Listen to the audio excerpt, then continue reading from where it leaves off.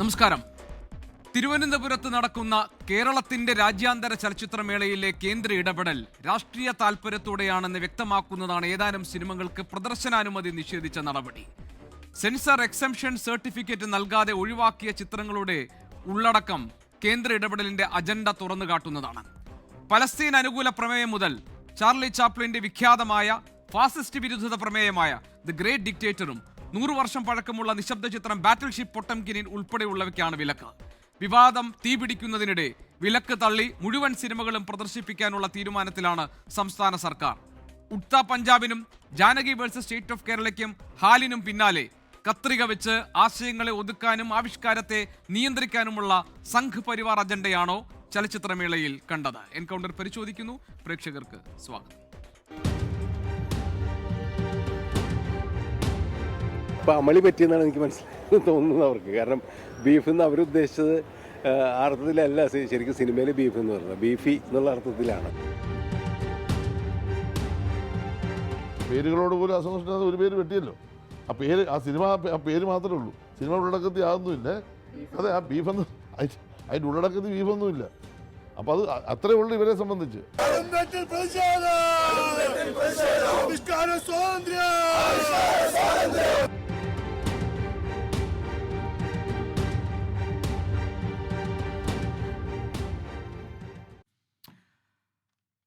CPIഎമ്മിൽ നിന്ന് ശ്രീ വി വസീഫ്, കോൺഗ്രസിൽ നിന്ന് ശ്രീ രാജു പി നായർ, BJPയിൽ നിന്ന് ശ്രീ പി ശ്യാംരാജ്, ഒപ്പം തന്നെ ചലച്ചിത്ര നിരൂപകൻ ശ്രീ VK ജോസഫ് എന്നിവരാണ് ഇന്ന് ഈ ചർച്ചയിൽ പങ്കെടുക്കാനുള്ളത്.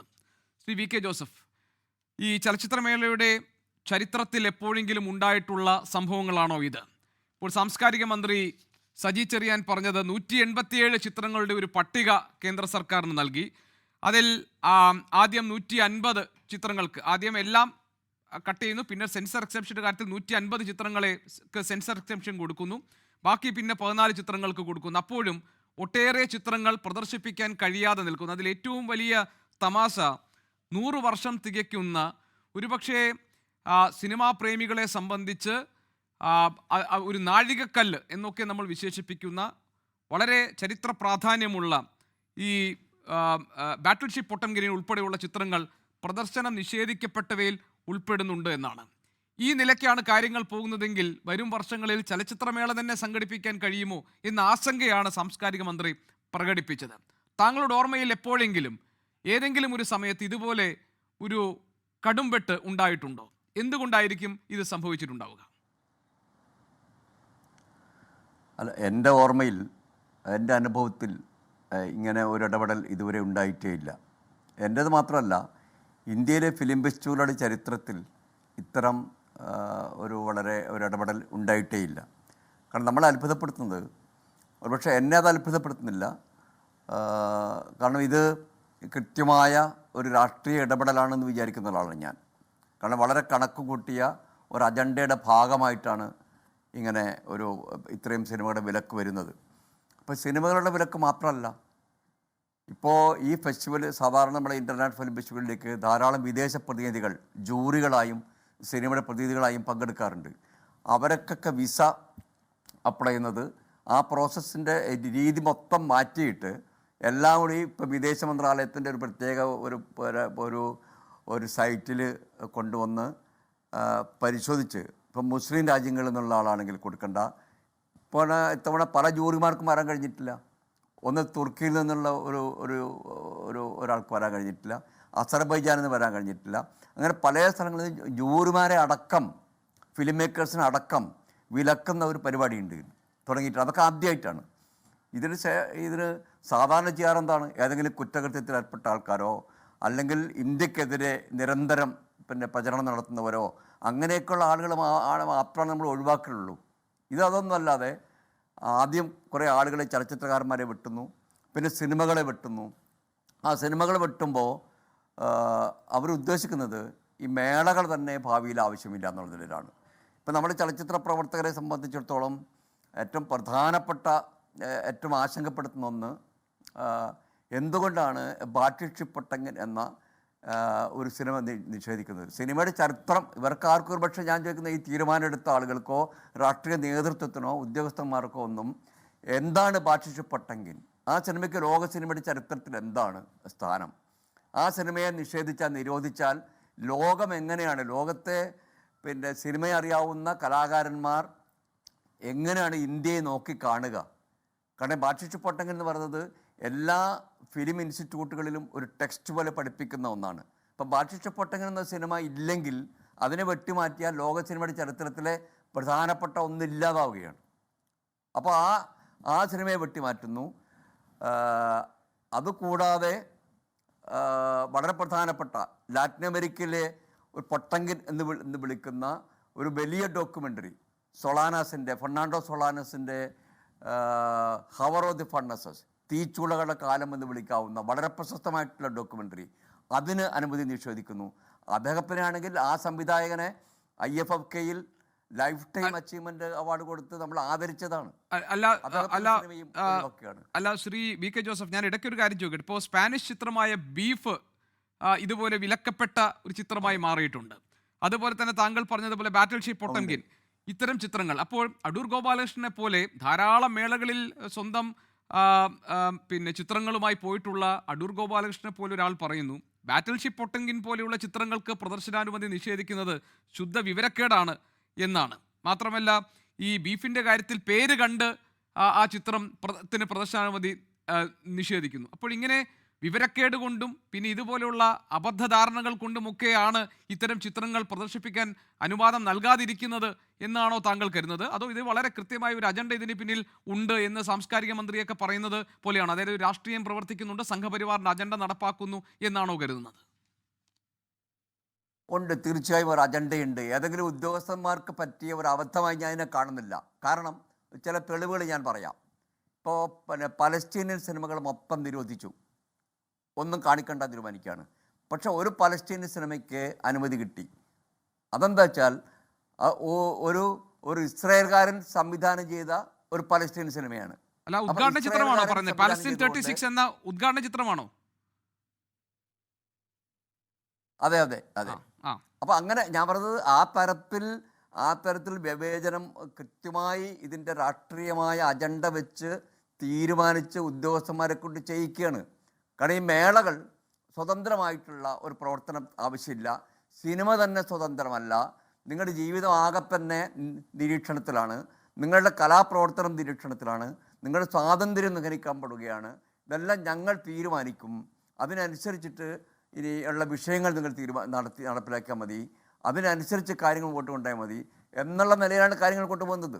ഇതെന്താ വെച്ചാൽ നമ്മുടെ നെഹ്റു ജവഹർലാൽ തുടങ്ങി വെച്ച ഒരു മഹാപാരമ്പര്യത്തിൻ്റെ, ജനാധിപത്യ പാരമ്പര്യത്തിൻ്റെ അല്ലെങ്കിൽ കലാസാംസ്കാരിക രംഗത്തെ പ്രവർത്തനങ്ങളുടെ അതിൻ്റെ അന്ത്യം കുറിക്കുകയാണ്. ഇപ്പം മഹാത്മാഗാന്ധിയെ വെട്ടിയതുപോലെ തന്നെ ഇത്തരം സിനിമകളൊക്കെ പ്രദർശിപ്പിക്കേണ്ടതുണ്ട്, ഫിലിം സൊസൈറ്റികൾ ഉണ്ടാവേണ്ടതുണ്ട്, ഫിലിം ഫെസ്റ്റിവൽ ഉണ്ടാവേണ്ടതുണ്ട് എന്നൊക്കെയുള്ള തീരുമാനത്തിൻ്റെ അടിസ്ഥാനത്തിൽ നെഹ്റുവിൻ്റെ പോളിസിയുടെ ഭാഗമായിട്ടാണ് ഇന്ത്യയിൽ ഫിലിം സംഘടനകൾ ഉണ്ടാകുന്നത്, ഫിലിം സ്ഥാപനങ്ങൾ, ഫിലിം ആർക്കൈവ്സ് ഉണ്ടാവുന്നു, ഫിലിം ഡിവിഷൻ ഉണ്ടാവുന്നു, NFDC ഉണ്ടാവുന്നു, ഫിലിം ഇൻസ്റ്റിറ്റ്യൂട്ട് ഉണ്ടാവുന്നു, പലതും ഉണ്ടാവുന്നുണ്ട്. അപ്പോൾ അതിനുശേഷം വന്നിട്ടുള്ള ഇന്ദിരാഗാന്ധി INP മിനിസ്റ്റർ ആയിരുന്ന സമയത്താണ് സത്യജിത്ത് FFSIയുടെ പ്രസിഡൻ്റായിരിക്കുമ്പോഴാണ് ഇങ്ങനെ വിദേശ ചിത്രങ്ങൾ, സെൻസർ ചെയ്യാത്ത വിദേശ ചിത്രങ്ങൾ സെൻസർ എക്സംഷൻ കൊടുത്തുകൊണ്ട് സത്യജിത്തിനെ നിർദ്ദേശിക്കുന്ന അല്ലെങ്കിൽ സത്യജിത്തിലൂടെ സംഘടന നിർദ്ദേശിക്കുന്ന സിനിമകൾ എല്ലാ ഫിലിം സൊസൈറ്റികൾക്കും കാണിക്കാനുള്ള അനുമതി നൽകുന്ന ഒരു ഉത്തരവിറക്കിയത് ഇന്ദിരാഗാന്ധിയാണ്. അതൊരു സാംസ്കാരികമായ ഇതിൻ്റെ പ്രവർത്തനത്തിൻ്റെ അതിൻ്റെ ഒരു ആവശ്യം കണക്കിലെടുത്തുകൊണ്ടാണ് മനുഷ്യർ ലോകത്തുള്ള സിനിമകൾ കാണേണ്ടതുണ്ട് എന്നുള്ള നിലയിൽ സ്പെഷ്യൽ എക്സംഷൻ, അതിൻ്റെ കുരുക്കളൊക്കെ അഴിച്ചിട്ട് സ്പെഷ്യൽ എക്സംഷൻ കൊടുത്തുകൊണ്ടാണ്. അതിൻ്റെ തുടർച്ചയാണ് എല്ലാ ഫിലിം ഫെസ്റ്റിവലിലും ഒരു സാങ്കേതികത ഇല്ലാതെ, സെൻസറിങ് പ്രോസസ് ഇല്ലാതെ സെൻസർ എക്സംഷൻ സർട്ടിഫിക്കറ്റ് സപ്ലൈ ചെയ്യുന്നത്. അപ്ലൈ ചെയ്യുന്നുണ്ട്, എല്ലാ വർഷവും അപ്ലൈ ചെയ്യുന്ന പോലെ ഈ വർഷം അപ്ലൈ ചെയ്തിട്ടുണ്ട്. അല്ല, അതിലെ ചില സാങ്കേതിക പ്രശ്നങ്ങളൊക്കെ പറഞ്ഞു. അതായത് കേന്ദ്രം അതിന് പറഞ്ഞൊരു സാങ്കേതിക തടസ്സമായി പറഞ്ഞത്, ഒരു പ്രശ്നമായി പറഞ്ഞത് പിന്നെ അപേക്ഷ വൈകിയത് മൂലമാണ് എന്നൊക്കെയാണ്. ഏതായാലും ശ്രീ VK ജോസഫ്, നമുക്ക് ആ ഭാഗം ചർച്ച ചെയ്യാം. ഞാൻ ഒരു നിമിഷം താങ്കളിലേക്ക് വരാം. ശ്രീ വസീഫ്, ഇപ്പോൾ സാധാരണ നിലയിൽ ഈ കലാസൃഷ്ടികളുടെ ഏറ്റവും വലിയൊരു സവിശേഷത എന്ന് പറഞ്ഞത് ഏത് പ്രതിസന്ധി ഘട്ടങ്ങളിലും ഏത് സന്ദിഗ്ധ ഘട്ടങ്ങളിലും ഒരു മനുഷ്യന് അഭയം പ്രാപിക്കാൻ കഴിയുന്നത് കലകളിലാണ്. ആ നിലയിൽ ഗതേ പറഞ്ഞതുപോലെ ആ നിലയിലാണ് കലകൾ പരിഗണിക്കപ്പെടുന്നത്. അതിന് ദേശഭാഷ അതിർത്തികളില്ല, അതിലെ രാഷ്ട്രീയമായ വേർതിരിവുകളില്ല, അതിന് നിറങ്ങളോ അല്ലെങ്കിൽ അതിന് ഏതെങ്കിലും തരത്തിലുള്ള പക്ഷപാതമോ ഇല്ല. അതിനെല്ലാം അപ്പുറത്ത് മാനവികതയുമായി സംവദിക്കുന്ന, അതിൻ്റെ ആശയങ്ങളെ പ്രകാശിപ്പിക്കുന്ന, എല്ലാ അതിർത്തികളെയും ഭേദിക്കുന്ന ഒന്നാണ് കല. അതുകൊണ്ട് ഓരോ രാജ്യത്തെയും സംസ്കാരത്തെയും അവിടുത്തെ രാഷ്ട്രീയത്തെയും അവിടുത്തെ സാമൂഹിക സാഹചര്യങ്ങളെയും അവിടുത്തെ ജീവിതാവസ്ഥകളെയും അവിടുത്തെ ആത്മീയ അവസ്ഥയും ഒക്കെ പ്രതിഫലിപ്പിക്കുന്ന ധാരാളം വിഖ്യാതമായ ചലച്ചിത്രങ്ങളുണ്ട്. അതൊക്കെ കാണാനുള്ള അവസരം എന്നതാണ് സത്യത്തിൽ ഈ അന്താരാഷ്ട്ര ചലച്ചിത്രോത്സവത്തിനെ ശ്രദ്ധേയമാക്കുന്നത്. അവിടെയാണ് ഈ കത്രിക വെക്കൽ ഉണ്ടായിരിക്കുന്നത്. കേന്ദ്ര സർക്കാർ അതിന് പറഞ്ഞ ഒരു ന്യായം ചലച്ചിത്ര അക്കാദമിയുടെ അപേക്ഷ വൈകി, അതുകൊണ്ടാണ് ഏതാനും ചില ചിത്രങ്ങൾക്ക് പ്രദർശനാനുമതി നൽകാൻ കഴിയാതിരുന്നതെന്നാണ്. ഇപ്പോൾ ടി വി ചന്ദ്രൻ ഇന്ന് ഒരു പ്രതികരണം നടത്തിയിട്ടുണ്ട്. അദ്ദേഹം പറഞ്ഞത് ഈ പ്രദർശനാനുമതി നിഷേധിക്കുന്നത് മറ്റു പലതിനുമുള്ള തുടക്കമാണ് എന്നാണ്. ആ നിലയ്ക്കുള്ള ആശങ്ക സംസ്ഥാന സർക്കാരിനുള്ളത് കൊണ്ടാണോ വിലക്ക് നീക്കിക്കൊണ്ട് മുഴുവൻ ചിത്രങ്ങളും പ്രദർശിപ്പിക്കുമെന്നൊരു തീരുമാനം ഇന്ന് മുഖ്യമന്ത്രി കൈക്കൊണ്ടിരിക്കുന്നത്?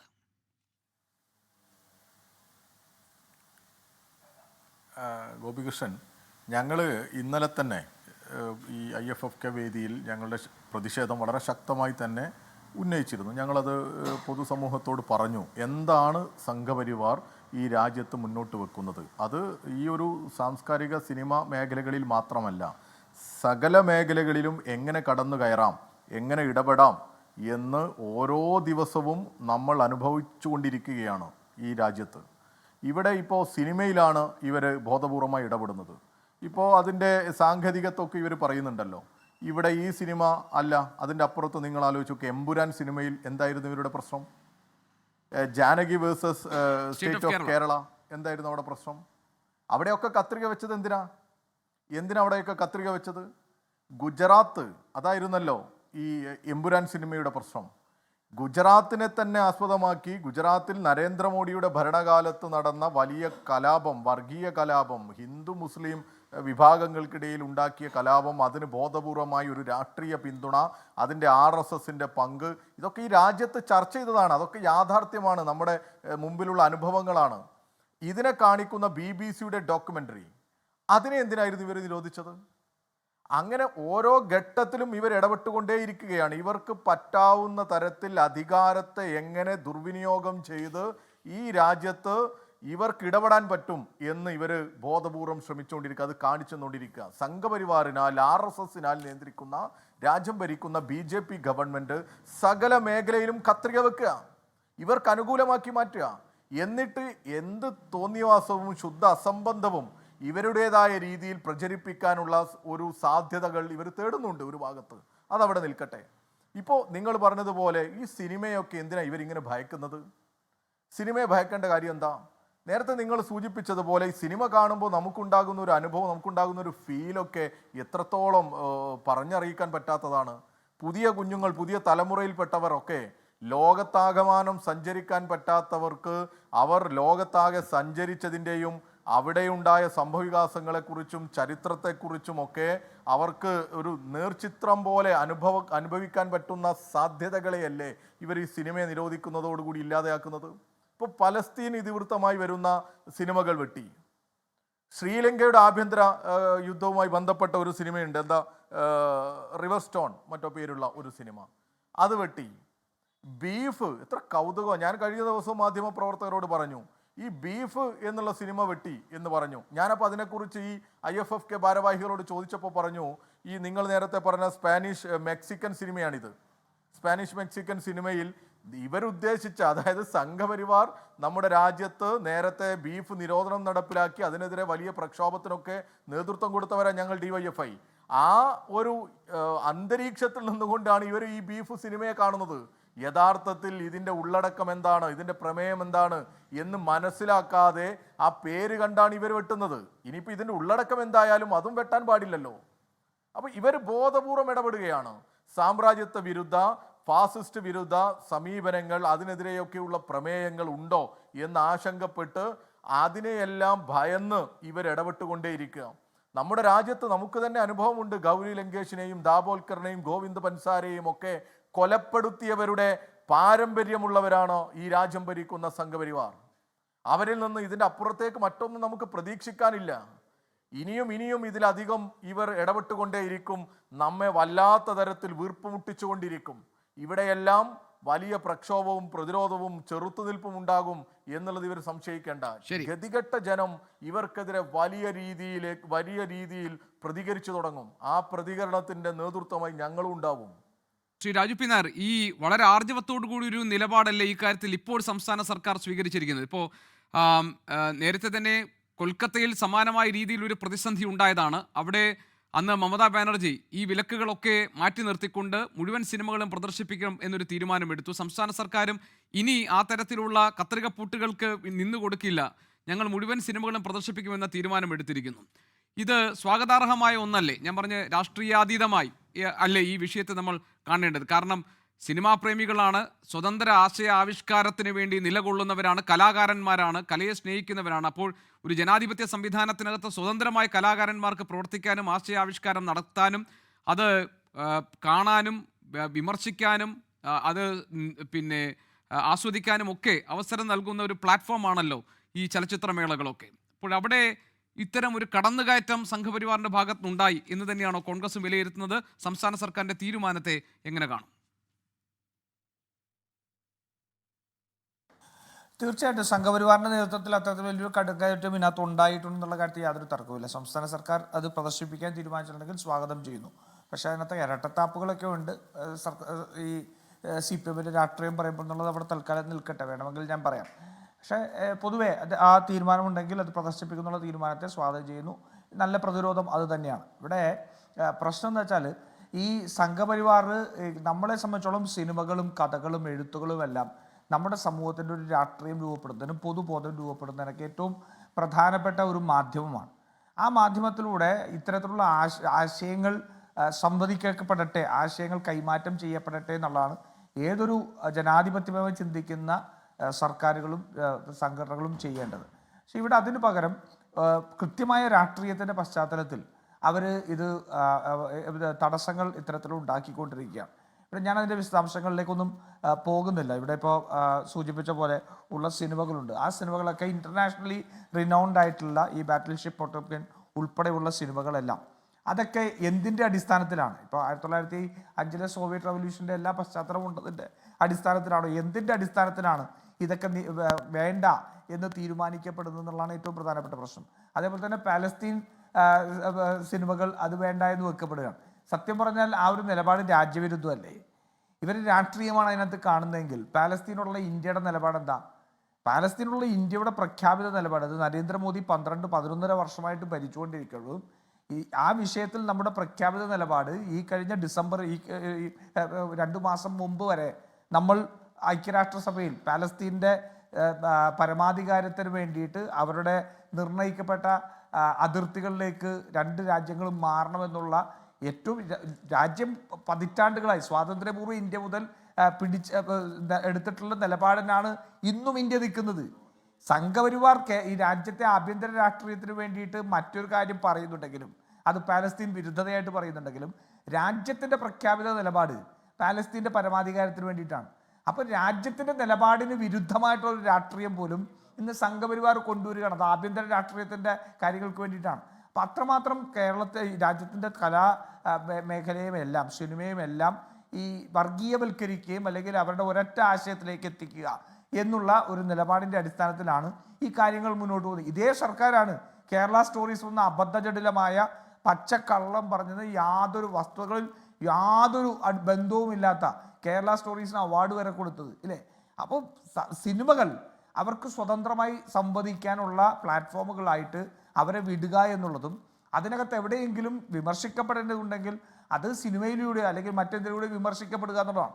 കാലാകാലങ്ങളായിട്ട് ഇപ്പോൾ ഒരു പ്രൊപ്പഗാൻഡയുടെ ഭാഗമായിട്ട് സിനിമ ഇവർക്കുണ്ട്. ഇപ്പം ഞാൻ ചോദിക്കട്ടെ, കാലാപാനി കേരളത്തിൽ ഒരു പക്ഷേ സവർക്കർ എന്ന് പറയുന്ന ഒരാളെ മലയാളി അറിയുന്നത് തന്നെ ഈ കാലാപാനി എന്ന് പറഞ്ഞ ചിത്രത്തിലൂടെ. അതിന് മുമ്പ് സവർക്കറൊന്നും വലിയ ചർച്ചയൊന്നും ആയിരുന്നില്ലല്ലോ. സവർക്കർ എന്തായിരുന്നോ അതിനെ വിരുദ്ധമായിട്ടുള്ള ഒരു പോർട്രയൽ നടത്തിയൊരു സിനിമയാണ് സവർക്കർ. അന്ന് ഉണ്ടായിരുന്ന കോൺഗ്രസ് ഗവൺമെൻറ്റുകളോ അല്ലെങ്കിൽ CPM ഗവൺമെൻറ്റുകളോ ആ സവർക്കർ മഹത്വവൽക്കരിക്കപ്പെടുന്നത് യാഥാർത്ഥ്യങ്ങൾക്ക് വിരുദ്ധമാണെന്നൊരു നിലപാടെടുത്തിരുന്നെങ്കിൽ ആ കാലാപാനി പോലും പ്രദർശിപ്പിക്കാൻ കഴിയാത്ത സാഹചര്യം ഉണ്ടാകുമായിരുന്നു. അപ്പോൾ രാഷ്ട്രീയം എങ്ങനെ മുന്നോട്ട് കൊണ്ടുപോകണമെന്നത് സർക്കാർ സിനിമയിലൂടെ അല്ല തീരുമാനിക്കേണ്ടത്. സർക്കാർ ആ ആശയങ്ങൾ വളരെ സ്വതന്ത്രമായിട്ട് കൈമാറ്റം ചെയ്യാൻ കഴിയുന്ന സാഹചര്യങ്ങൾ ഉണ്ടാക്കുക എന്നുള്ളതാണ്. അതിന് വിരുദ്ധമായിട്ടുള്ള നിലപാടുകളാണ് കഴിഞ്ഞ 11 വർഷമായിട്ട് ഈ രാജ്യത്ത് BJP RSSും സ്വീകരിച്ചുകൊണ്ടിരിക്കുന്നത്. നമുക്കൊക്കെ എന്താ പറയുക, അഭിനേത്രികളുടെ അടിവസ്ത്രത്തിൻ്റെ നിറമെടുത്ത് പ്രക്ഷോഭം നടന്ന രാജ്യമല്ലേ. അടിവസ്ത്രത്തിൻ്റെ നിറമെടുത്ത് അത്രമാത്രം വളരെ ഫ്ലിംസിയാണ് ഇവരുടെ എല്ലാം എന്താ പറയുക, ഒരു ആവിഷ്കാര ഇതും അല്ലെങ്കിൽ കലാമൂല്യവും ഇവരുടെ രാഷ്ട്രീയവും ഇവരുടെ ദേശീയതയും എല്ലാം അത്രമാത്രം ഫ്ലിംസിയാണ്. അതിൻ്റെ ഒരു പ്രതിഫലനം കൂടിയാണ് ഇപ്പോൾ ഈ നടക്കുന്നത്. അതുകൊണ്ട് ഒരു കാരണവശാലും ഇത് അനുവദിച്ചു കൊടുക്കാൻ കഴിയുന്നതല്ല. അതിനകത്ത് പ്രതിരോധമായിട്ട് തന്നെ അത് പ്രദർശിപ്പിക്കുന്നുണ്ടെങ്കിൽ അതിനെ സ്വാഗതവും ചെയ്യുന്നു.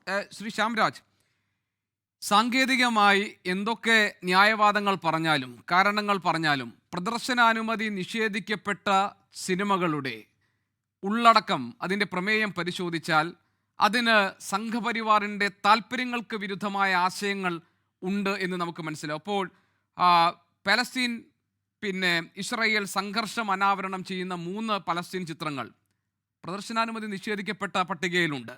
അതിലെ മേളയിൽ ഉദ്ഘാടന ചിത്രമായ പലസ്തീൻ 36 എന്ന ചിത്രം ഇനി തുടർന്നങ്ങോട്ട് പ്രദർശിപ്പിക്കരുത് എന്ന കേന്ദ്രത്തിൻ്റെ ഇടപെടൽ വരികയാണ്. പിന്നെ once upon a time in Gaza പ്രദർശനാനുമതി 2017 മേളയിൽ സുവർണ ചകോരം നേടിയ ചിത്രം വാജിബ്. പിന്നെ 100 വർഷം പൂർത്തിയാക്കുന്ന ബാറ്റിൽഷിപ്പ് പൊട്ടംകിൻ, ഇത്തരത്തിലുള്ള അതേപോലെ the hour of the furnace തുടങ്ങിയിട്ടുള്ള വിഖ്യാതമായ ചിത്രങ്ങൾക്ക് പ്രദർശനാനുമതി നിഷേധിക്കുന്നു. പിന്നെ സ്പാനിഷ് ചിത്രമായ ബീഫ്, ആ ചിത്രത്തിൻ്റെ പേരൊന്നുകൊണ്ട് മാത്രം അതിന് അനുമതി നിഷേധിക്കുന്നു.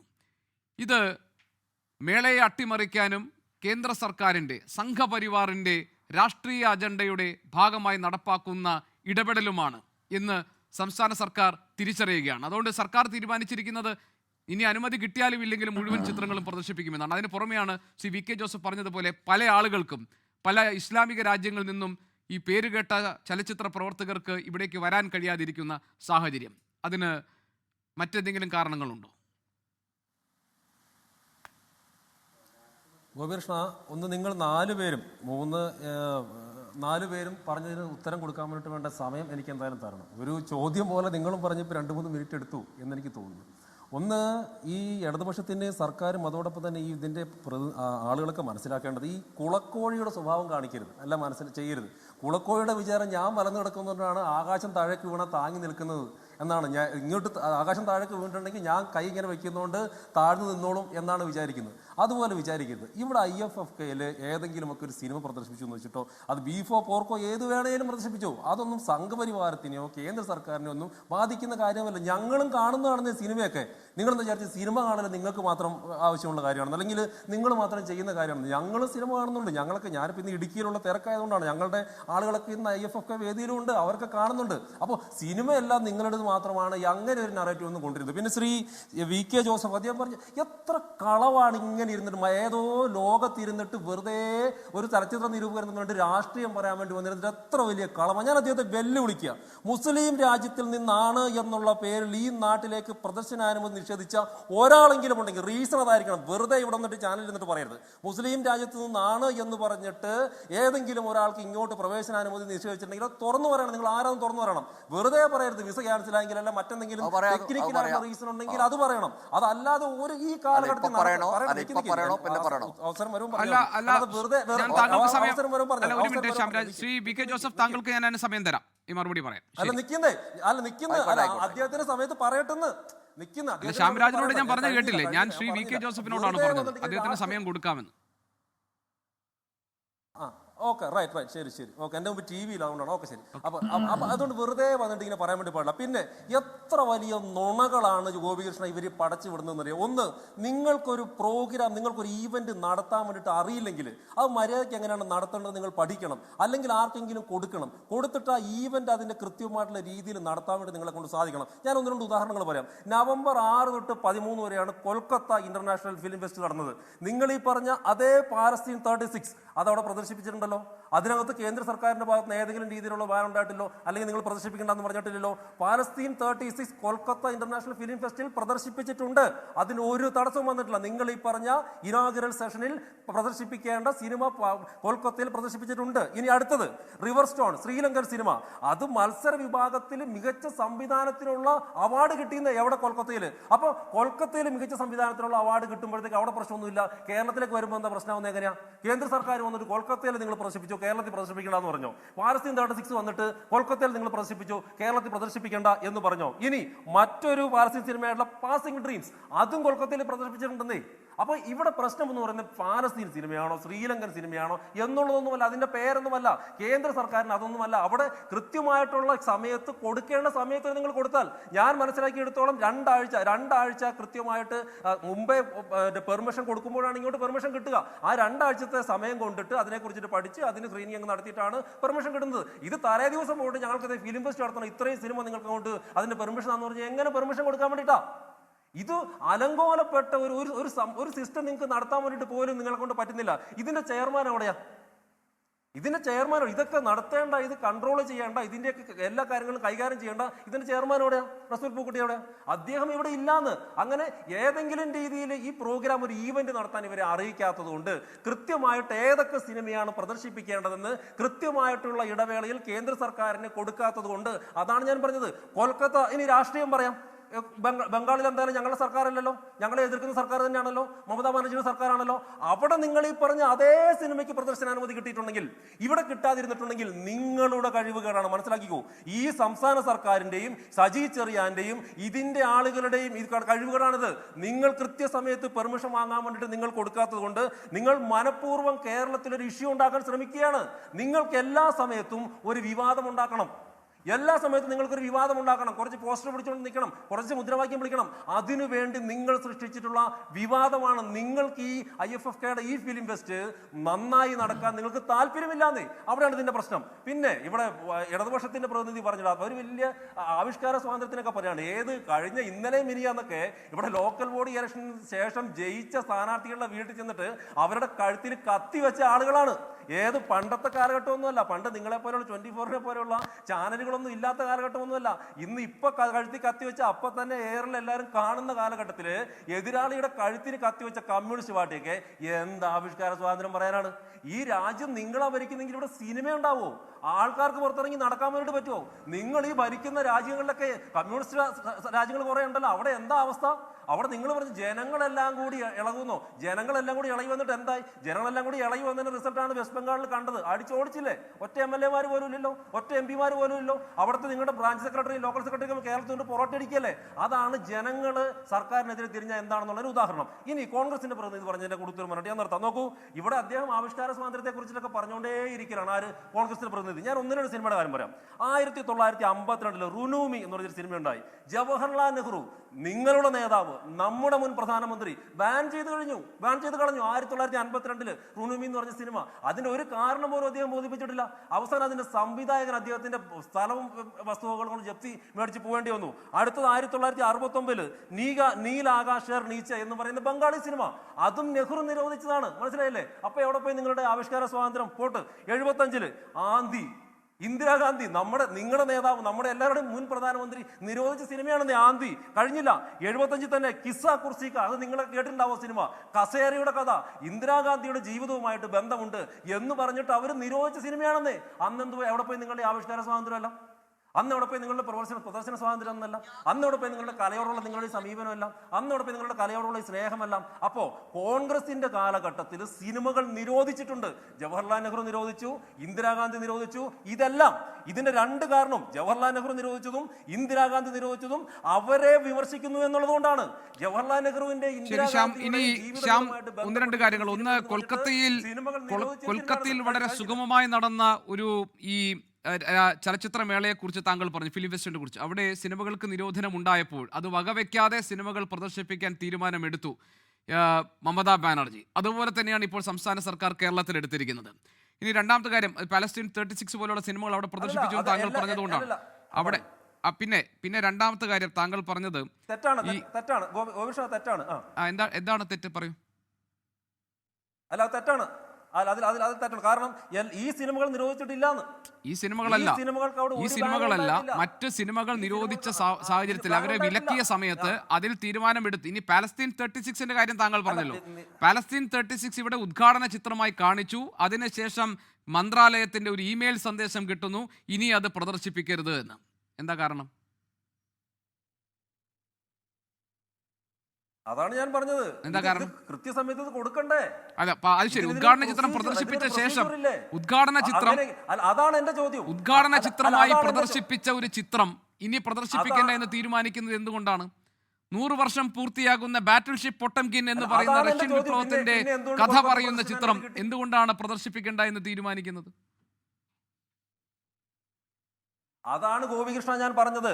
അതാണ് ഈ സിനിമകൾക്ക് എങ്ങനെ പിന്നെ നമ്മുടെ രാജ്യത്തിന്റെ മറ്റിടത്ത് എങ്ങനെ പ്രദർശനാനുമതി കിട്ടുന്നു? പിന്നെ നിങ്ങൾ പറഞ്ഞ ജവഹർലാൽ നെഹ്റുവും ഇന്ദിരാഗാന്ധിയും ഒന്നും Janaki versus state of Kerala പോലെയുള്ള ഒരു സിനിമയിൽ ഈ പേരിന്റെ ഇത് ചൂണ്ടിക്കാണിച്ചുകൊണ്ട് ചിത്രത്തിനെതിരെ രംഗത്ത് വന്നിട്ടില്ല. ഹലാൽ എന്ന സിനിമയുടെ കാര്യം. ഇനി അതിനപ്പുറം ഈ ബീഫ് എന്ന് പറയുന്ന സ്പാനിഷ് ചിത്രത്തിന്റെ കാര്യം ബീഫ് എന്ന പേര് കണ്ടുകൊണ്ട് ചെയ്യുന്നത്. അപ്പോൾ ഇതൊക്കെ ഒന്നെങ്കിൽ അടൂർ ഗോപാലകൃഷ്ണന്റെ വാക്കുകൾ പറഞ്ഞാൽ ഒന്നെങ്കിൽ അതൊരു വിവരക്കേടാണ്, അതല്ലെങ്കിൽ അത് ബോധപൂർവം നടപ്പാക്കുന്ന ഒരു അജണ്ടയുടെ ഭാഗമാണ്. സജി ചെറിയാൻ പറഞ്ഞതുപോലെ. ഇനി താങ്കൾ പറഞ്ഞ കാര്യങ്ങൾക്ക് ശ്രീ വി കെ ജോസഫിന് മറുപടി ഉണ്ടാവും, ബാക്കിയുള്ളവർക്ക് മറുപടി ഉണ്ടാവും. ഞാൻ അവരിലേക്ക് പോയ ശേഷം ശ്രീ വി കെ ജോസഫ്, ഏതെങ്കിലും ഒരു മുസ്ലിം രാഷ്ട്രത്തിൽ നിന്ന്, ഇസ്ലാമിക രാജ്യത്തിൽ നിന്ന് ഒരു ചലച്ചിത്ര പ്രവർത്തകന് കേരളത്തിൽ ഈ അന്താരാഷ്ട്ര ചലച്ചിത്രമേളയിൽ വരാൻ കഴിയാത്ത സാഹചര്യം ഉണ്ടോ?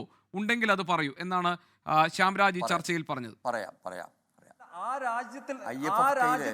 അദ്ദേഹം മറുപടി പറയട്ടെ. ശ്യാം, ഇനി ശ്രീ വി കെ ജോസഫിന്റെ സമയം. അദ്ദേഹം മറുപടി പറയട്ടെ. അല്ല, ഇനി ഞാൻ പറയട്ടെ. ഞാൻ നിങ്ങൾ പറയുന്ന പോലെ മിണ്ടാണ്ടിരുന്നല്ലോ. ഞാൻ പറയുന്നത് IFFK ഒരു പ്രധാനപ്പെട്ട ജൂറി, FFSI KR മോഹനൻ അവാർഡിന് വേണ്ടിയിട്ടുള്ള ജൂറിയിൽ ഇൻ്റർനാഷണൽ ആയിട്ടുള്ള പ്രതിനിധി ആയിട്ട് വന്നിരിക്കുന്നത് മ്യൂക് ടുറാൻ എന്ന് പറഞ്ഞ വനിതയാണ്. വലിയ ഭയങ്കര ഇൻ്റർനാഷണലി ഫേമസ് ആയിട്ടുള്ള സ്കോളറാണ്, ഫിലിം ക്രിട്ടിക്കാണ്, ടർക്കിയിലെ ആർട്ട് മ്യൂസിയത്തിൻ്റെ ഡയറക്ടറാണ്, ധാരാളം ഫിലിം ഫെസ്റ്റിവൽ ജൂറി ആയിട്ടുള്ള ഒരാൾ. അവരുടെ പേരിൽ ഒരു കേസും ഇല്ല.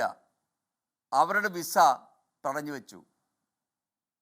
അവസാന നിമിഷം അവർക്ക് പകരം വേറെ ജൂറിയെ കണ്ടുപിടിക്കേണ്ടി വന്നു. അവർക്ക് പകരം വന്നത് ഇന്ത്യയിൽ നിന്ന് തന്നെ ഒരാളെ കണ്ടുപിടിക്കേണ്ടി വന്നു, ലതിക പട്കനോക്കർ എന്ന് പറയുന്നത്.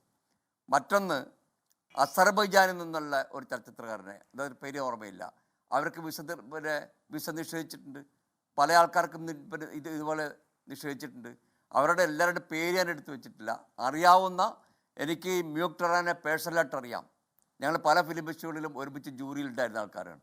അത് നിങ്ങൾ നിഷേധിക്കുമോ എന്ന് എനിക്കറിഞ്ഞൂടാ. മറ്റൊന്ന്, സാധാരണ ഇതൊരു ഫോർമൽ പ്രോസസ്സാണ്. ഈ ലിസ്റ്റ് കൊടുക്കുമെന്ന് പറയുന്നത് ഈ സിനിമയെല്ലാം കണ്ട് അവർ തീരുമാനിക്കാൻ വേണ്ടിയിട്ടല്ല. ഒരു വളരെ ഉത്തരവാദപ്പെട്ട ആളുകൾ ഒരു ഏജൻസി ഉണ്ടാക്കിയെടുക്കുന്ന ലിസ്റ്റാണ്. ഈ സിനിമ ആകാശത്ത് നിന്ന് വരുന്നതല്ല. ഈ സിനിമ ലോകത്തെ പല ഫിലിം ഫെസ്റ്റിവലുകളിലും കാണിച്ചിട്ടുള്ള, ബഹുമതി കിട്ടിയിട്ടുള്ള, നിരൂപക പ്രശംസ നേടിയിട്ടുള്ള സിനിമകൾ നമ്മൾ ഒരു ലിസ്റ്റ്, അതിൻ്റെ സെലക്ടർമാരും പ്രോഗ്രാമറും ലിസ്റ്റ് ഉണ്ടാക്കി ആ സിനിമ പണം കൊടുത്ത് വാങ്ങിച്ചിട്ട് അതിൻ്റെ ലിസ്റ്റാണ് നമ്മൾ കൊടുക്കുന്നത്. അപ്പോൾ അത് അക്കാദമി കൊടുക്കുമ്പോൾ അവർ കുറേ അധികം, സാധാരണ എല്ലാ വർഷവും കൊടുക്കുന്ന സമയത്ത് തന്നെ കൊടുക്കുക. കേവലം ഒരാഴ്ച കൊണ്ടോ 10 ദിവസം കൊണ്ടോ ചെയ്തു തീർക്കാവുന്ന കാര്യമേ ഉള്ളൂ. ഈ കണ്ട കാലം മുഴുവൻ അങ്ങനെയാണ് നടക്കാറ്. അല്ലാണ്ട് വളരെ 1 മാസം മുമ്പോ 2 മാസം മുമ്പോ ഒരു ലിസ്റ്റ് കൊടുക്കാൻ പറ്റില്ല. ഒരു ഫിലിം മേക്കറെ ഇൻവൈറ്റ് ചെയ്യാണെന്ന് വിചാരിക്കുക. ആ ഫിലിം മേക്കർക്ക് വിസ കിട്ടുമോ എന്ന് തീരുമാനമായിട്ട് മാത്രമാണ് അതിന് ശേഷമേ അയാളുടെ ഫിലിം ഷെഡ്യൂൾ ചെയ്യാൻ കഴിയുള്ളൂ. അപ്പോൾ അത് കിട്ടും എന്നുള്ള അസംഷനിലാണ് മിക്കവാറും എല്ലാ ഫിലിമുകളും നമ്മൾ ഷെഡ്യൂൾ ചെയ്യുന്നത്. അങ്ങനെ ഷെഡ്യൂൾ ചെയ്യുന്ന ഒരു സിനിമകളും ഇതുവരെ തടയപ്പെട്ടിട്ടില്ല. ഇതാദ്യമാണ്. അതുപോലെ ബംഗാളിലെ കാര്യം അദ്ദേഹം പറഞ്ഞല്ലോ, ബംഗാളിൽ കാണിച്ചു എന്നുള്ള കാര്യം. ബംഗാളിൽ കാണിച്ചത് ആ നിരോധനം ലംഘിച്ചിട്ട് കാണിച്ചതാണ്. നിങ്ങൾ നിരോധിച്ചോ, ഞങ്ങൾ കാണിക്കുമെന്ന് പറഞ്ഞിട്ടാണ് കാണിച്ചത്. അല്ലാണ്ട് അവിടെ സൗജന്യത്തിൽ നിങ്ങൾ പലസ്തീൻ സിനിമയെല്ലാം കാണിച്ചോ, അവിടെ കാണിച്ചോ, ഇവിടെ കാണിച്ചുള്ളതെന്നല്ല. ഇതെല്ലാം ആരെങ്കിലും പറയുന്ന ഒരു നുണയല്ല. ഇതിന് കൃത്യമായ രേഖകൾ നിങ്ങൾക്ക് ചലച്ചിത്ര അക്കാദമിയിൽ പോയാൽ അതിൻ്റെ കമ്മ്യൂണിക്കേഷൻ്റെ ഡീറ്റെയിൽസ് കിട്ടും. വിവരാവകാശം വിളിച്ച് ചോദിക്കാം, അവിടെ പോയി അന്വേഷിക്കാം എത്ര സിനിമകൾ ആണ്. ആദ്യം 30 സിനിമകളുടെ ആണ് പിന്നെ നിരോധനം ഉണ്ടായിരുന്നത്. അത് കഴിഞ്ഞ് അവർ വീണ്ടും ലിസ്റ്റൊക്കെ അയച്ച് വിശദമായ സിനോപ്സിസ് അയക്കുന്നു. ആ സിനോപ്സിസിൻ്റെ അടിസ്ഥാനത്തിൽ കുറേ പടങ്ങൾ വീണ്ടും കിട്ടുന്നു. പിന്നെ വീണ്ടും ഇന്നലെ 4 സിനിമയ്ക്ക് കിട്ടി ഈ ഇവിടുത്തെ ഇങ്ങനെ ഈ ഇത്രയും പ്രശ്നമൊക്കെ ഉണ്ടായപ്പോൾ. അപ്പോൾ ഇന്നലെ വരെ ഇല്ലാത്ത മാതിരി പുതിയ ഒരു കാര്യം കൂടെ അവർ ആവശ്യപ്പെടുകയാണ്. അവർ സാധാരണ സിനോപ്സിസ് ആണ് ചോദിക്കുന്നത്, ഇപ്പോൾ ചോദിച്ചിരിക്കുന്നത് സ്ക്രീനർ വേണം എന്ന് പറയുകയാണ്. എന്ന് വെച്ചാൽ നമ്മൾ കാണിക്കാൻ പോകുന്ന സിനിമയുടെ ലിങ്ക് അയച്ചു കൊടുക്കണം. ആ ലിങ്ക് അയച്ചു കൊടുക്കുമ്പോൾ എന്താണ്, അവർ ആ സിനിമ മുഴുവൻ ഇരുന്ന് കണ്ടിട്ട് തീരുമാനിക്കുന്നു. 10-200 സിനിമകൾ അവിടെ ഇട്ട് കണ്ട് തീരുമാനിക്കാനുള്ള യോഗ്യതയുള്ള ആരാണ് അവിടെ ഉള്ളത്? അവരാണ് തീരുമാനിക്കുന്നത്. അതിന് യോഗ്യതയുള്ള ആളുകൾ, ഇൻ്റർനാഷണലി ഫേമസ് ആയിട്ടുള്ള ആളുകൾ, ലോകത്തെ പല ഫിലിം ഫെസ്റ്റിവലിലെ വിദഗ്ധർ, ചലച്ചിത്ര നിരൂപകർ, പ്രോഗ്രാമർമാർ, ക്യൂറേറ്റർമാർ, ഫെസ്റ്റിവൽ ഡയറക്ടർമാർ, അവർ കണ്ട സിനിമകൾ നമ്മൾ ഒരു ഇവിടുത്തെ ലിസ്റ്റ് ഉണ്ടാക്കി കാണിക്കുകയാണ്. നമ്മൾ തീരുമാനിക്കുന്ന പോലെ ഈ രാജ്യത്തിന് രാജ്യദ്രോഹകരമായിട്ടുള്ള, രാജ്യത്തിൻ്റെ ഐക്യത്തെ തകർക്കുന്ന സിനിമകൾ പാടില്ല എന്നാണ് നമ്മൾ സെൻസറിലെ പ്രധാന സംഗതി. എന്ന് വെച്ചാൽ രാജ്യദ്രോഹം എന്ന് പറഞ്ഞാൽ അത് ഇൻവെർട്ടഡ് കൊമേലാണ് കേട്ടോ, ഇപ്പോഴത്തെ രാജ്യദ്രോഹം അല്ല. അതുകൊണ്ട് ഞാനീ പറഞ്ഞ കാര്യങ്ങളെല്ലാം തന്നെ വസ്തുതാപരമായി ശരിയായ കാര്യമാണ്. എനിക്ക് നുണ പറയേണ്ട ഒരു കാര്യമില്ല. ഞാൻ സിനിമയെ കാണുന്നത് ഒരു സാംസ്കാരിക ഉൽപ്പന്നം എന്നുള്ള നിലയിലാണ്. സിനിമ നിങ്ങൾ പലരും കാണുന്നുണ്ടാവും ഒക്കെ ആയിരിക്കും. പക്ഷേ സിനിമ, ഒരു നല്ല സിനിമ ഒരു മനുഷ്യനെ കൂടുതൽ നല്ല മനുഷ്യനാക്കും. അങ്ങനെയാണ്. അങ്ങനെ കൂടുതൽ നല്ല മനുഷ്യനാക്കാൻ പ്രേരിപ്പിക്കുന്ന, ലോകത്തെമ്പാടുമുള്ള മനുഷ്യരുടെ സ്വപ്നങ്ങളും സങ്കടങ്ങളും അവരുടെ ചരിത്രവും അവരുടെ സാംസ്കാരികമായ നിലപാടുകളും ഒക്കെ അറിയാനുള്ളൊരു മാർഗ്ഗമാണ് നമ്മളുടെ ഈ ഫെസ്റ്റിവൽ എന്ന് പറയുന്നത്. അപ്പോൾ ഫെസ്റ്റിവലുകൾ തന്നെ അസാധ്യമാക്കുന്ന ഒരു കാലത്തേക്കാണ് നമ്മൾ പോകുന്നത്. ഫെസ്റ്റിവലുകളുടെ ഒരു പ്രധാന വലിയ ഗുണം, വിവിധ തരത്തിലുള്ള മനുഷ്യർ കൂടിച്ചേരുകയാണ്. വിവിധ രാഷ്ട്രീയ അഭിപ്രായങ്ങളുള്ള ആളുകൾ, വിവിധ ജാതി മതത്തിലുള്ള ആളുകൾ, വിവിധ പ്രായത്തിലുള്ളവർ, വിവിധ അഭിരുചിയുള്ള ആളുകൾ, ഇത്രയും ആളുകളുടെ കൂടിച്ചേരൽ എന്ന് പറയുന്നത് സൗഹൃദങ്ങൾ പൂക്കുന്നൊരു സ്ഥലം കൂടിയാണത്. മനുഷ്യരുടെ ഐക്യദാർഢ്യം ഉണ്ടാകുന്ന സ്ഥലമാണത്. അങ്ങനെ ആണ് ഈ മേളകളുടെ ഒരു രാഷ്ട്രീയ പ്രാധാന്യം എന്ന് പറയുന്നത്. ഞാൻ ഈ രാഷ്ട്രീയം എന്ന് പറയുന്നത് ഏതെങ്കിലും ഒരു കക്ഷി രാഷ്ട്രീയത്തിൻ്റെ അടിസ്ഥാനത്തിലല്ല, ഒരു പൊളിറ്റിക്കൽ സ്ഫിയർ ഉണ്ടാക്കുന്നത്, ഒരു കൾച്ചറൽ സ്ഫിയറിനെ കുറിച്ചാണ് പറയുന്നത്. അപ്പോൾ ആ തരത്തിൽ ഉള്ളൊരു സ്പേസ് നിലനിൽക്കുന്നത് ഇഷ്ടമില്ലാത്ത ആളുകളുണ്ടാവും. അങ്ങനെയുള്ളൊരു സ്പേസിൽ നിങ്ങൾ വെറുപ്പിൻ്റെയും ശത്രുതയുടെയും ആശയങ്ങളെ കൊണ്ടുപോകാൻ കഴിയില്ല. അപ്പം അതുകൊണ്ട് അത്തരം സ്ഥലങ്ങൾ ഇല്ലാതായാൽ ഏറ്റവും നല്ലതാണ്. അതുകൊണ്ട് ഞാൻ വിചാരിക്കുന്നത്, സിനിമയെ സ്നേഹിക്കുന്ന ഒരാളെന്നുള്ള നിലയിൽ, അതിനെക്കൂടെ ആശങ്കയുള്ള ആളെന്നുള്ള നിലയിൽ ഞാൻ വിചാരിക്കുന്നത്, ഇത്തരം മേളകൾ ഒന്നും ആവശ്യമില്ല എന്ന് വിചാരിക്കുന്ന തരത്തിലേക്ക് ഒരു കാലം നമ്മൾ മാറിക്കൊണ്ടിരിക്കുകയാണ്. അതിനെതിരെ തീർച്ചയായിട്ടും ചെറുപ്പക്കാർ തന്നെ, ഇപ്പോൾ വസീഫൊക്കെ ഇവിടെ ഇരിക്കുകയാണ്, ഈ ബാറ്റിസ്റ്റ് പൊട്ടങ്ങൻ അടക്കമുള്ള സിനിമകൾ കേരളത്തിലൊട്ടാകെ നിരന്തരം കോളേജുകളിലും യുവാക്കളിലും കൊണ്ടു നടന്ന് കാണിക്കേണ്ടതുണ്ട്. അങ്ങനെ ഈ സിനിമയ്ക്ക് എന്താണ് പ്രശ്നം എന്ന് ചോദിക്കേണ്ടതുണ്ട്. അങ്ങനെ ഇതിനകത്ത് ഒരു സിനിമയ്ക്ക് അങ്ങനത്തെ പ്രശ്നമില്ല. ഇവിടെ തന്നെ അവാർഡ് കൊടുത്തിട്ടുള്ള സിനിമകൾ വീണ്ടും കാണിക്കാൻ പറ്റില്ല എന്ന് പറയുന്നത് എന്ത് അടിസ്ഥാനത്തിലാണ്? ശ്രീ വസീഫ്, നേരത്തെ ഈ ഇടതുപക്ഷ സംഘടനകളെ കുറിച്ച് ശ്യാംരാജ് നടത്തിയ പരാമർശങ്ങൾക്ക് താങ്കൾക്ക് മറുപടി പറയാം. അതോടൊപ്പം തന്നെ മുഖ്യമന്ത്രി അദ്ദേഹത്തിന്റെ ഫേസ്ബുക്ക് പോസ്റ്റിൽ കുറിച്ചിരിക്കുന്നത്, രാജ്യത്ത് ഭിന്ന സ്വരങ്ങളെയും വൈവിധ്യമാർന്ന സർഗാവിഷ്കാരങ്ങളെയും അടിച്ചമർത്തുന്ന സംഘപരിവാർ ഭരണകൂടത്തിന്റെ ഏകാധിപത്യ വാഴ്ചയുടെ നേർക്കാഴ്ചയാണ് ചലച്ചിത്രമേളയിൽ ഉണ്ടായിരിക്കുന്ന സെൻസർഷിപ്പ് എന്നാണ്. ഇവിടെ ശ്യാംരാജ്, BJPയുടെ പ്രതിനിധി, പറയുന്നു ഈ അലങ്കോലപ്പെട്ട ഒരു നടത്തിപ്പിന്റെ പരിണിത ഫലമാണ് ഈ സിനിമകൾ പ്രദർശനാനുമതി കിട്ടാതെ മാറ്റിവെക്കപ്പെട്ടത് എന്നാണ്. എവിടെ ഈ ചലച്ചിത്ര അക്കാദമിയുടെ അധ്യക്ഷൻ എന്ന ചോദ്യവും അദ്ദേഹം ചോദിച്ചു. റസൂൽ പൂക്കട്ടിയെ കുറിച്ച് താങ്കൾക്ക് മറുപടി പറയാം.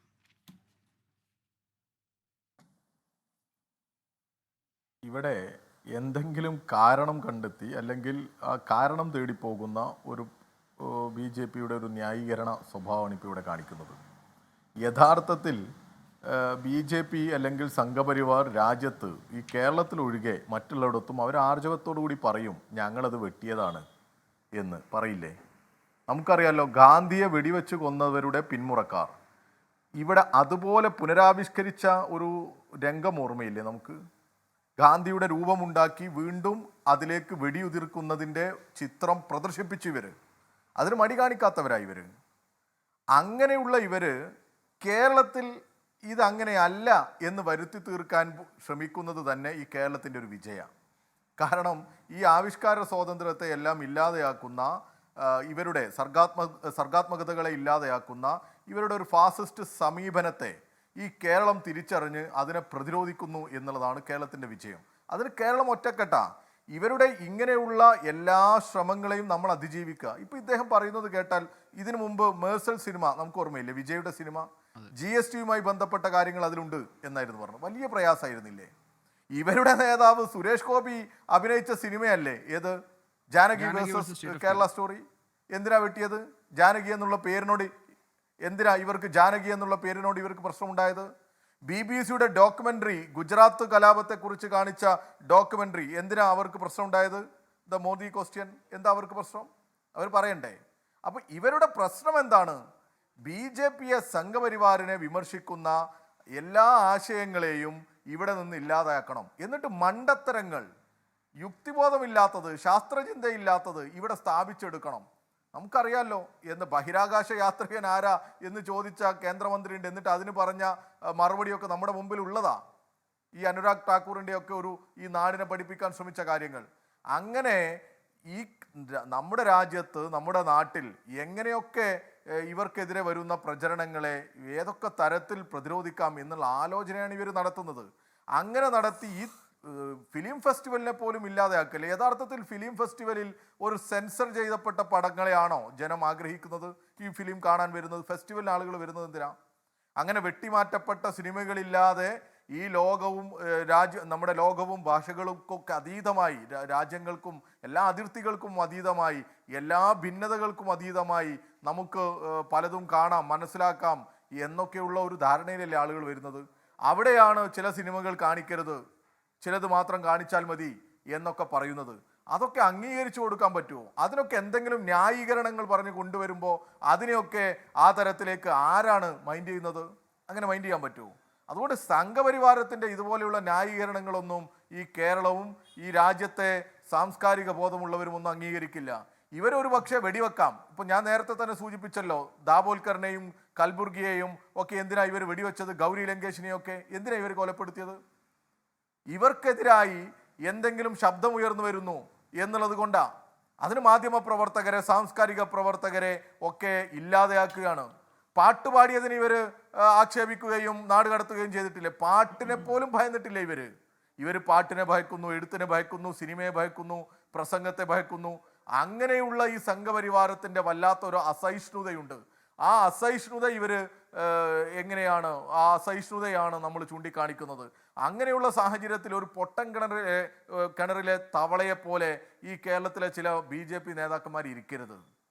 നിങ്ങൾ ഈ ലോകത്താകെ സഞ്ചരിക്കണം, നിങ്ങൾ ഈ ലോകത്തെ മനസ്സിലാക്കണം, ഈ സിനിമകളെക്കുറിച്ചും ഈ പുസ്തകങ്ങളെക്കുറിച്ചും ഒക്കെ മനസ്സിലാക്കണം. നിങ്ങൾ ഈ നാടിനെ ഈ പുരാതന കാലത്തേക്ക് കൊണ്ടുപോയി, ഒരു പ്രാചീന കാലത്തേക്ക് കൊണ്ടുപോയി ഇതിൻ്റെ എല്ലാ പുരോഗമന സ്വഭാവത്തെ നശിപ്പിക്കാം എന്നൊക്കെ കരുതുന്നത് തെറ്റാണ്. അങ്ങനെ ഒന്നും അനുവദിച്ചു തരാൻ പറ്റില്ല. നിങ്ങൾ രാജ്യം ഭരിക്കുന്നുണ്ട് എന്ന് കരുതി നിങ്ങളുടെ എല്ലാ തിട്ടൂരങ്ങൾക്ക് മുമ്പിലും മുട്ടുമടക്കി ഇവിടെ ഇരുന്നുകൊള്ളും എന്നൊന്നും നിങ്ങൾ ധരിക്കേണ്ടതില്ല. അതിനെ നിങ്ങൾ ഏതെങ്കിലും പ്രാദേശിക തലത്തിലുണ്ടായ സംഘർഷങ്ങളെയോ അടിയെയോ ഒക്കെ കൊണ്ട് ന്യായീകരിക്കാമെന്നോ അതിന് സമീകരിക്കാമെന്നോ ഒന്നും നിങ്ങൾ കരുതരുത്. തെറ്റാണ്. നിങ്ങൾ ആർജവത്തോടു കൂടി നിങ്ങളെപ്പോലെയുള്ള ആളുകൾ പറയണം, ഇവിടെ ഈ സെൻസർ ബോർഡിൻ്റെ തീരുമാനം തെറ്റാണ് എന്ന് നിങ്ങൾക്ക് പറയാൻ സാധിക്കണ്ടേ? നിങ്ങൾ സിനിമ കാണുന്ന ആളുകളാണെങ്കിൽ നിങ്ങൾ ഈ നാടിനോട് പറയണ്ടേ എന്തിനാണ് ഞങ്ങൾ ആ സിനിമ വെട്ടിയത് എന്ന്? അതിനെന്തെങ്കിലും മുട്ടാപ്പോക്ക് നയവും ന്യായീകരണവും കൊണ്ട് വരികയാണോ നിങ്ങൾ ചെയ്യേണ്ടത്? ഇത് ഗൗരവമായ പ്രശ്നമാണ്. ലോക രാഷ്ട്രങ്ങളിൽ നിന്ന് ആളുകൾ പങ്കെടുക്കുന്ന, ലോകത്തിൻ്റെ മുമ്പിൽ കേരളം അഭിമാനത്തോടു കൂടി നിൽക്കുന്ന, ഈ അഭിമാനത്തോടു കൂടി അവതരിപ്പിക്കുന്ന ഈ ചലച്ചിത്ര ഫെസ്റ്റിവൽ, അതിനെയാണോ നിങ്ങൾ ഭയക്കുന്നത്? അല്ലെ അതിനകത്ത് വരുന്ന ഏതെങ്കിലും രാഷ്ട്രീയത്തെയാണോ നിങ്ങൾ ഭയക്കുന്നത്? അതാ നിങ്ങൾ പറയേണ്ടത്. ഞാൻ രാജു പി നായരിലേക്ക് കൂടി പോകാം. കാരണം ഏറ്റവും വലിയ ജനാധിപത്യവാദിയായ നമ്മുടെ പ്രധാനമന്ത്രിയായിരുന്ന ജവഹർലാൽ നെഹ്റുവിന്റെ കാലത്ത് നിരോധിക്കപ്പെട്ട ഒരു സിനിമയെക്കുറിച്ചാണ് ശ്യാംരാജ് പറഞ്ഞത്. പിന്നീട് ഇന്ദിരാഗാന്ധിയുടെ കാലത്തും നിരോധിക്കപ്പെട്ട സിനിമകളെ കുറിച്ച് ശ്രീ രാജു പി നായർക്ക് അതിന് മറുപടി പറയാനുണ്ടാകുമെന്ന് എനിക്കറിയാം. ശ്രീ രാജു പി നായർ, താങ്കളുടെ മറുപടി. അല്ല, ഇവിടെ BJPയുടെ പ്രകൃതി അർദ്ധസത്യങ്ങളും കള്ളങ്ങളൊക്കെ ഇവിടെ പടച്ചുപിടിയാണ്. 1952 റുമീനെ ബാൻ ചെയ്തത് ഇന്ത്യ ഗവൺമെൻറ്റും അല്ലെങ്കിൽ ജവഹർലാൽ നെഹ്റു എന്നല്ല. അത് ആസാം ഗവൺമെൻറ്റാണ്. അത് ഈ സ്വാതന്ത്ര്യത്തിന് മുമ്പ് ഉണ്ടാക്കപ്പെട്ട ഒരു സിനിമയായിരുന്നു.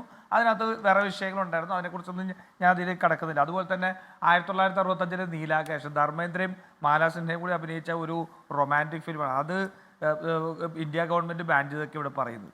വെറുതെ ഇങ്ങനെ എന്തെങ്കിലുമൊക്കെ എന്ന് പറയാം. ഞാൻ സിനിമകൾ നിരോധിക്കപ്പെട്ടിട്ടില്ല എന്നൊന്നും ഞാൻ പറയുന്നില്ല.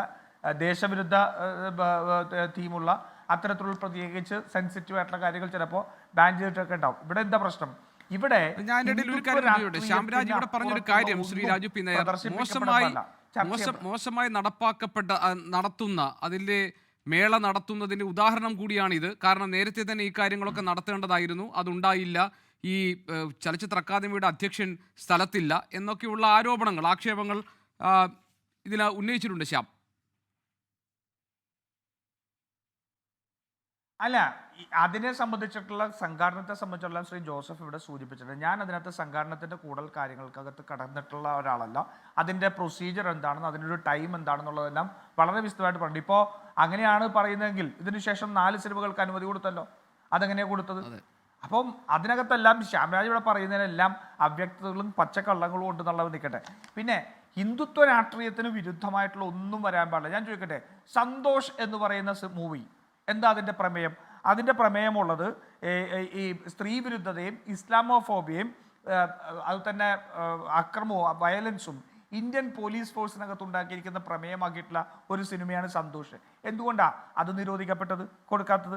അതുപോലെ തന്നെ രവിശങ്കർ കൗശിക്കിൻ്റെ ഫ്ലെയിംസ് ഇവിടുത്തെ ദളിത് സമൂഹത്തിൻ്റെ ഉൾപ്പെടെ അവരുടെ ഐഡൻറ്റിറ്റിയുടെയും അവരുടെ അതിജീവനത്തിൻ്റെയും അതുപോലെ തന്നെ അവരുടെ ഒരു സാമൂഹിക വെല്ലുവിളികളുടെയും കഥ പറയുന്ന ഒരു സിനിമയാണ് ഫ്ലെയിംസ്. എന്തുകൊണ്ടാണ് അത് നിരോധിക്കപ്പെടുന്നത്?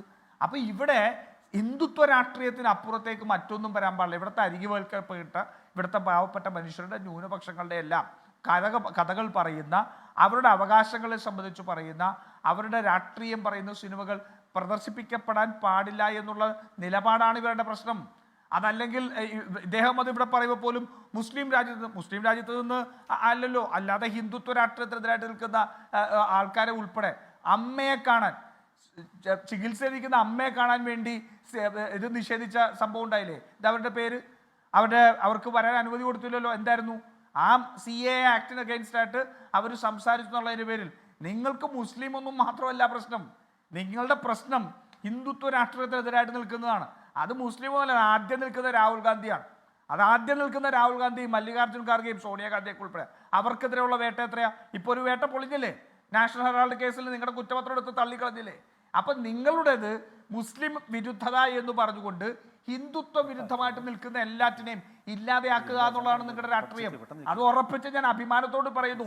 നിങ്ങൾക്ക് മുസ്ലിമിനെ തൊടണമെങ്കിൽ അതിനു മുമ്പ് രാഹുൽ ഗാന്ധിയെയും പ്രിയങ്ക ഗാന്ധിയെയും ഖർഗെയും KC വേണുഗോപാലിനെയും VD സതീശനെയും ഉൾപ്പെടെയുള്ള നിരന്നു നിൽക്കുന്ന ഹിന്ദുത്വ വിരുദ്ധ നേതാക്കന്മാരെയും ശക്തികളെയും പരാജയപ്പെടുത്തിയതിനു ശേഷം മാത്രമേ നിങ്ങൾക്ക് ഏതെങ്കിലും ഒരു മുസ്ലിമിന്റെ നെഞ്ചത്ത് തൊടാൻ പറ്റുള്ളൂ. അത് ഞാൻ അഭിമാനത്തോടുകൂടി പറയുക. അപ്പം അതുകൊണ്ട് നിങ്ങളുടെ രാഷ്ട്രീയം അതാണെങ്കിൽ പോലും നിങ്ങളോടുള്ള ചെറുത്തുനിൽപ്പ് നടത്തുന്നത് മുസ്ലിങ്ങളല്ല, ഈ രാജ്യത്തെ ഹിന്ദുത്വ വിരോധികളാണ്.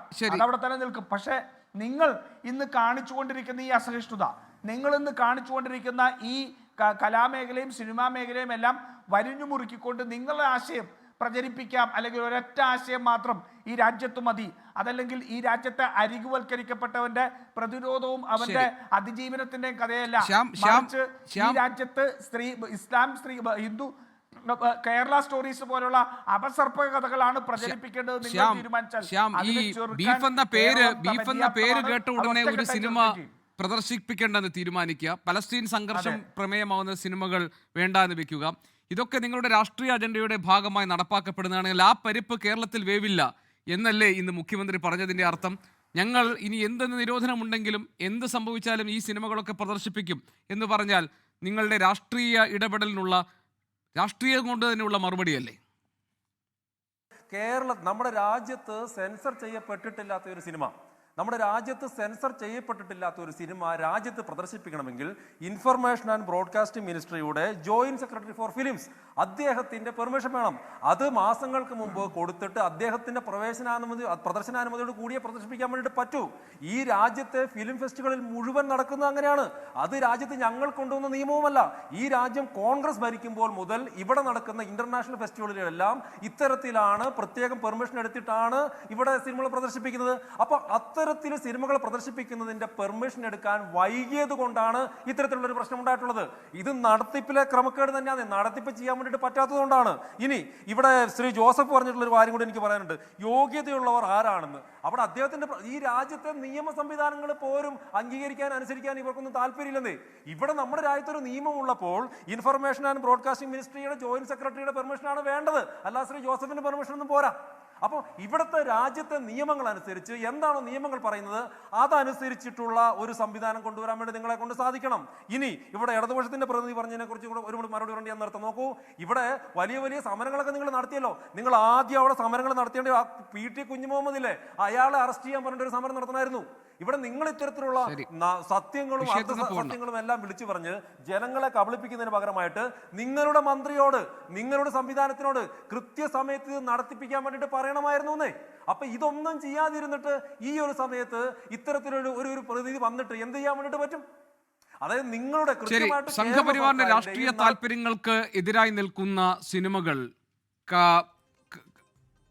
തടയാൻ വേണ്ടിയുള്ള നീക്കമാണ് എന്ന് ഇപ്പോൾ തിരിച്ചറിവിൽ നിന്നാകാം സംസ്ഥാന സർക്കാർ ഈ മേള മുന്നോട്ട് കൊണ്ടുപോകാൻ തീരുമാനിച്ചിരിക്കുന്നു. എല്ലാ വിലക്കുകളെയും മറികടന്നുകൊണ്ട് മുഴുവൻ സിനിമകളും പ്രദർശിപ്പിക്കും എന്നാണ് മുഖ്യമന്ത്രി പറഞ്ഞിരിക്കുന്നത്. സ്വാഭാവികമായും തുടർന്ന് അങ്ങോട്ടും ഇതിന്മേലുള്ള രാഷ്ട്രീയ സംവാദങ്ങൾക്ക് ഇനി ഈ നിലപാട് വഴിയൊരുക്കുമെന്ന് നമുക്കറിയാം. ഏതായാലും രാജ്യാന്തര ചലച്ചിത്രമേളയിൽ വിലക്ക് നേരിട്ട സിനിമകളൊക്കെ തന്നെ കാണാനുള്ള അവസരം ഇക്കുറി ഉണ്ടാകും. അപ്പോഴും സംസ്കാര മന്ത്രി ചോദിച്ചതുപോലെ ഇനി അങ്ങോട്ട് ചലച്ചിത്രമേളകൾ സ്വതന്ത്രമായി നടപ്പാക്കാൻ കഴിയുമോ ഇങ്ങനെ കടിഞ്ഞാണ് വീഴുകയാണെങ്കിൽ എന്ന ചോദ്യം പ്രസക്തമായി കേരളത്തിന് മുന്നിലുണ്ട്. അതിനുള്ള മറുപടി ജനാധിപത്യ വിശ്വാസികൾ നൽകട്ടെ. ഈ ചർച്ചയിൽ പങ്കെടുത്ത എല്ലാ അതിഥികൾക്കും നന്ദി. എൻകൗണ്ടറിലൂടെ പൂർത്തിയാകുന്നു. മറ്റൊരു വിഷയമായി നാളെ ഇതേ സമയം. നമസ്കാരം. ലോകത്തെവിടെയായാലും ഏത് സമയത്തും 24 വാർത്തകളും ഓഗ്മെന്റഡ് റിയാലിറ്റി പാക്കേജുകളും എക്സ്പ്ലെയിനറുകളും വിശദമായി കാണാൻ ഞങ്ങളുടെ യൂട്യൂബ് ചാനൽ നിങ്ങൾക്ക് സബ്സ്ക്രൈബ് ചെയ്യാം.